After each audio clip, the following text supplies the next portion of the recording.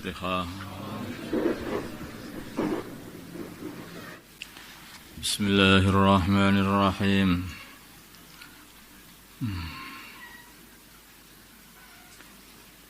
Wa ya Adamu, dan berkatalah Allah, wahai Adam, uskun, tinggallah kamu, anta ya kamu, wa zaujuka, dan istrimu,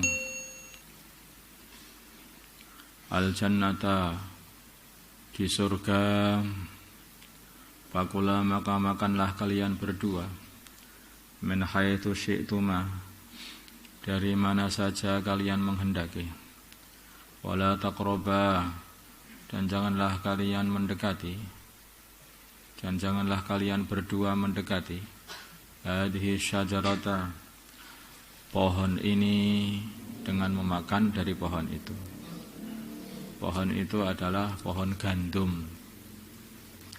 Ada yang sebagian ulama mengatakan adalah pohon itu kurma. Ada yang mengatakan itu adalah anggur, pohon anggur.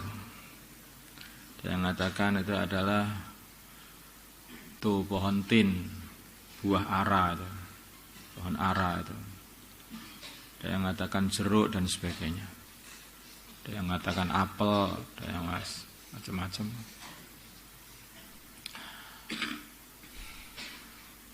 Waswasa, maka memberi waswas lahuma, kepada Adam dan Hawa, asyaitanu, setan, yaitu iblis, bapaknya para setan. Liub dia, supaya iblis menampakkan lahuma, kepada Adam dan Hawa, ma perkara wuria, yang ditutupi anhuma, dari Adam dan Hawa, min sawatihima, daripada aurat mereka berdua. Waqala, dan iblis berkata, manahakuma, tidak melarang kalian berdua, rabbukuma, Tuhan kalian berdua, an hadhihi syajarati, dari memakan pohon ini, illa ang takuna, kecuali karena Tuhan kalian takut atau tidak suka kalau kalian menjadi malaikat ini, dua malaikat, atau takuna, atau kalian berdua menjadi minal khalidin, termasuk golongannya orang-orang yang kekal di surga. Ini tipuan iblis. Nah, permasalahannya itu, iblis ini kan sudah diusir kemarin itu. Diusir dari surga atau dari langit. Tapi kok masih bisa menggoda Nabi Adam alaihissalam? Bagaimana ceritanya? Nabi Adam seharusnya kan tidak bisa didekati oleh iblis. Kenapa kok bisa digoda sama iblis? Nah, ada sebagian ulama mengatakan bahwa iblis itu menggodanya dari luar surga, di pagarnya surga, dari luar pagar. Ada yang mengatakan begini, yaitu iblis memberi Nabi Adam tidak digoda oleh iblis, tapi Nabi Adam itu dikasih buah oleh Hawa, dia nggak tahu gitu. Dikasih buah oleh Hawa. Jadi ketika Nabi Adam itu ditanya, bagaimana, kenapa kamu kok memakan? Saya nggak memakannya, itu saya dikasih sama istri saya. Dikasih sama istri saya. Ada yang mengatakan seperti itu. Istrinya ditanya, kenapa kamu mengambil buah itu? Itu saya dikasih tahu sama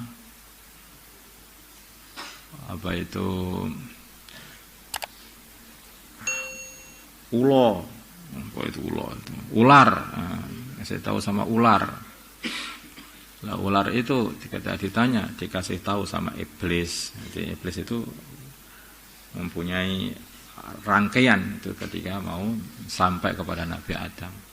Dari iblis ke ular, dari ular ke Hawa, dari Hawa ke Nabi Adam. Ya, artinya itu ya laki-laki itu sangat lemah dengan wanita. Kalau sudah dikasih makan sama wanita itu ya makan atau sampai gemuk. Itu begitu. Ya artinya ya sampai dikatakan baginda Nabi tidak ada seseorang yang bisa mengalahkan laki-laki yang hebat, yang kokoh melebihi seorang wanita. Wanita, laki-laki yang berhati baja pun begitu dengan wanita itu luluh lantak.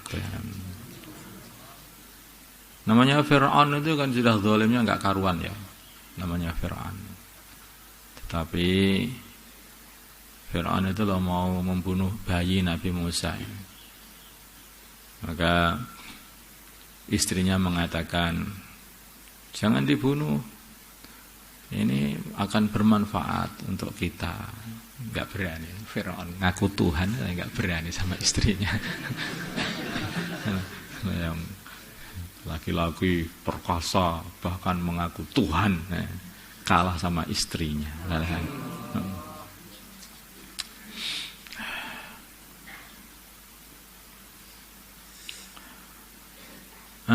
Allahu a'lam. Di sini sifat manusia, sifat laki-laki itu kayak begitu. Saking sayangnya, bukan dikalahkan karena ganasnya, bukan, tapi dikalahkan karena disayangi. Maka laki-laki itu kalau disayangi itu malah kalah. Kalau dimusuhi, itu berani mati mereka. Tapi kalau sudah di lembuti itu kalah. Senjata lembut itu luar biasa betul itu. Makanya orang dakwah itu harus menjaga kelembutan. Orang dakwah kok kasar, ganti dikasari. Nah, orang dakwah kok lembut, batu pun hancur itu musuh dakwah itu. Apalagi hanya hati-hati manusia. Makanya dakwah itu harus lembut, pelan-pelan.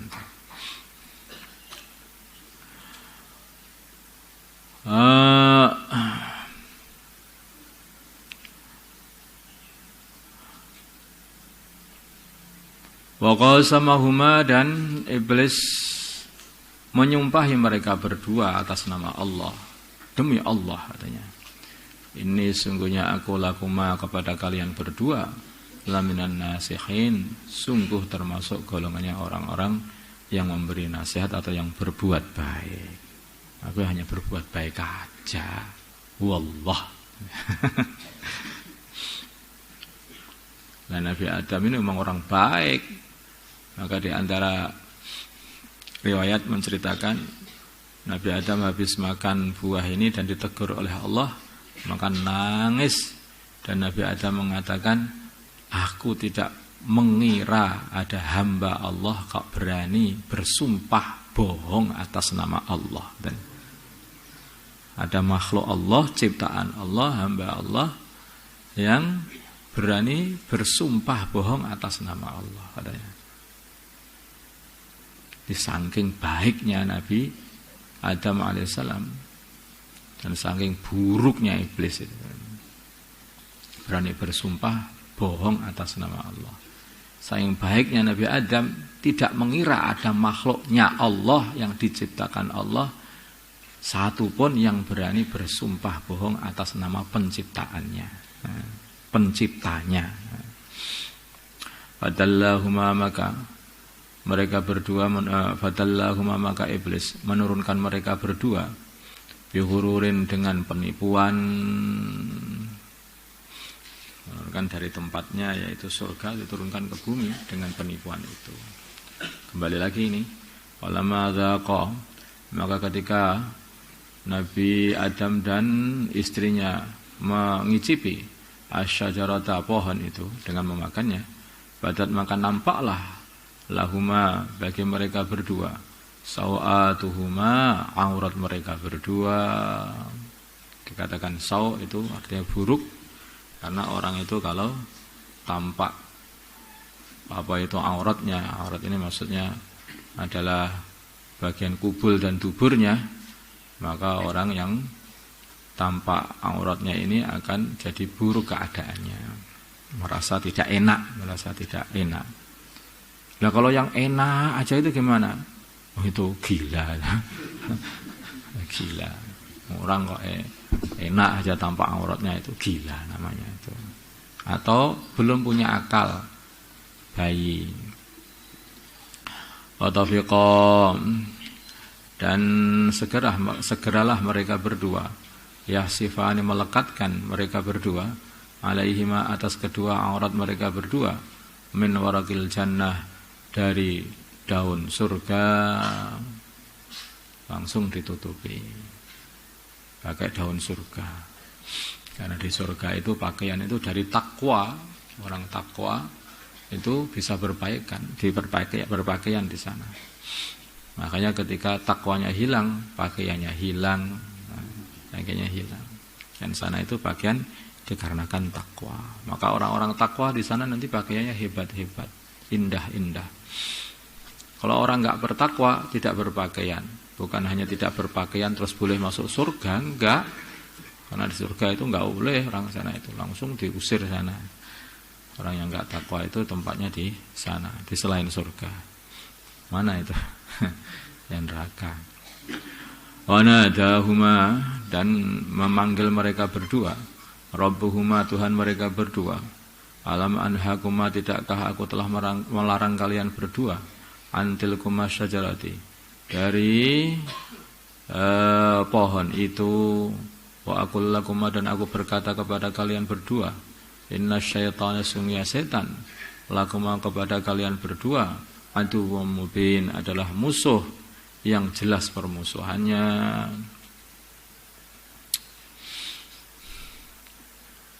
Nah, ya Allah ya memberi nasihat kepada kita, ketahuilah bahwa setan itu sudah menjadi musuhmu, maka jangan kamu ikuti. Nah, tanda-tandanya tahu setan itu gimana? Kalau itu perintahnya setan, pokoknya kalau di hati kamu itu menginginkan untuk melakukan perkara yang dilarang oleh Allah, itu dari bisikan setan. Itu seperti itu. Itu dari bisikan setan. Kalau kamu ikuti, berarti kamu taat sama setan. Kalau nanti di hati kamu rasakan pengen sholat, nah itu ilham itu dari malaikat itu. Nah itu kamu amalkan. Tapi ketika mau sholat, lihat-lihat biar ada orang dulu lah. Nah, itu nanti bisikan setan lagi. Ya. Jadi ketika sudah nggak ada orang, kamu tetap sholat, tengah-tengah sholat, selesai sholat kamu berdoa. Begitu doa, setan bisiki lagi, yang keras doa itu. Kuras sakpol boleh, biar didengar seluruh orang bahwa kamu malam-malam sedang doa. Pamer lagi. Nanti doa itu bisa jadi dunia. Yang enggak dunia itu kalau doanya yang ikhlas. Sholat itu juga dunia, tanah pamer. Itu yang enggak dunia itu kalau yang ikhlas. Apalagi kalau jadi imam tambah dunia lagi, gitu. Kecuali yang ikhlas. Jadi akhirnya dunia tok semuanya itu. Karena mana saja itu setan itu membuat celah, selalu buat celah. Kalau orang mau amal, maka dia menjaga orang itu, menghalang-halangi biar tidak amal. Kalau sudah amal, maka dia menghalang-halangi lagi biar tidak ikhlas. Itu setan nggak akan putus asa, terus begitu.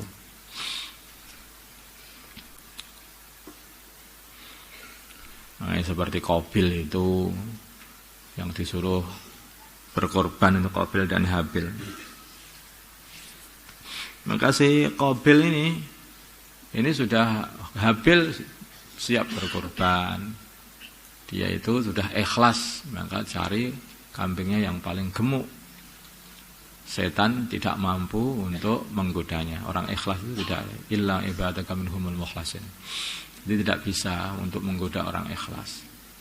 Nanti ke Qabil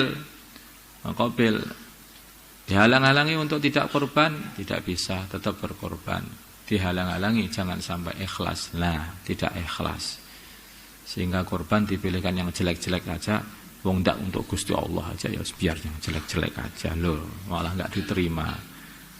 Nah, ketika sudah dapat celah dimasuki, diobor-obori sifat hasadnya itu, membunuh saudaranya sendiri. Qala wa nadahum. Qala berkata mereka berdua, Rabbana wahai Tuhan kami, zalamna kami telah mengzalimi anfusana, diri kami dengan bermaksiat, tidak mengindahkan larangan.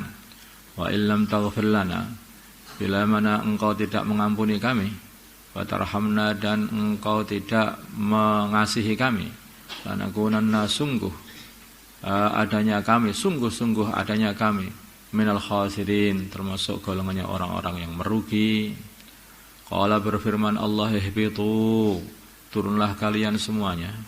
Maksudnya Nabi Adam dan istrinya dan juga anak-anaknya yang berada di punggungnya Nabi Adam semuanya. Makanya dijamakkan di situ. Ihbitu, turunlah kalian semua dari surga. Ba'dukum sebagian kalian semuanya, itu maksudnya anak-anak kalian. Ba'dukum sebagian kalian liba'din pada berbagian yang lain, aduun adalah musuh, dolim salim. Jadi dolim mengdolimi akhirnya, di musuh-musuhan. Walakum dan bagi kalian fil ardi di bumi, mustaqarron tempat untuk netap.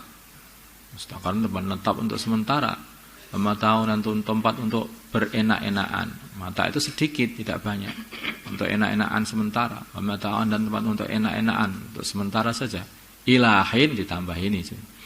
Ilahin sampai beberapa waktu. Qala berkata, Qala berfirman Allah, fiha di dalam dunia, tahyana kalian hidup. Wa fiha dan di dalam dunia, tamutuna kalian mati, wa minha dan dari dunia, tukhrajuna kalian akan dikeluarkan, dibangkitkan, kemudian diurus, terus kemudian yang lulus masuk surga, yang enggak lulus dimasukkan neraka. Itu nanti manusia itu kalau seumpama enggak ke dunia ini ya kita sudah di surga enak. Tapi karena sudah sampai dunia ini bagaimana? Ya akhirnya diuji. Nabi Musa ini sangat susah memikirkan ini. Seumpama Nabi Adam itu enggak makan buah itu, enggak pengen mangan gandum, enggak pengen mangan sego. Ya tentu saja kita sudah di surga. Maka Nabi Adam, tahukah kamu kalau di Taurat ini aku diciptakan untuk surga atau untuk bumi? Untuk bumi. Lah iya. Iya, bener memang aku ya tempatnya di bumi ini. Hanya itu lakone aja itu. Ceritanya saja mau ditaruh di bumi itu Nabi Adam dibekali dulu, yaitu kalau bermaksiat akhirnya rugi. Itu bekalnya. Itu bekalnya sebelum pergi ke bumi itu betul diciptakan untuk bumi. Mulai awal Allah mengatakan kepada para malaikat, aku pengen menciptakan seorang makhluk di bumi sebagai khalifah. Di bumi bukan di surga. Di surga. Inni ja'ilun fil ardi, bukan fil jannah. Fil ardi khalifah. Khalifah itu orang yang akan menegakkan perintah-perintah Allah, menjalankan segala perintah Allah di bumi ini. Maksudnya khalifah itu. Itu tugasnya Nabi Adam, memang tugasnya di bumi. Hanya saja sebelum ke bumi itu loh, itu dibuat kejadian sedemikian rupa biar faham bahwa sesungguhnya mendurhakai Allah itu akan mendatangkan satu kerugian, dan bahwasanya setan itu adalah penipu.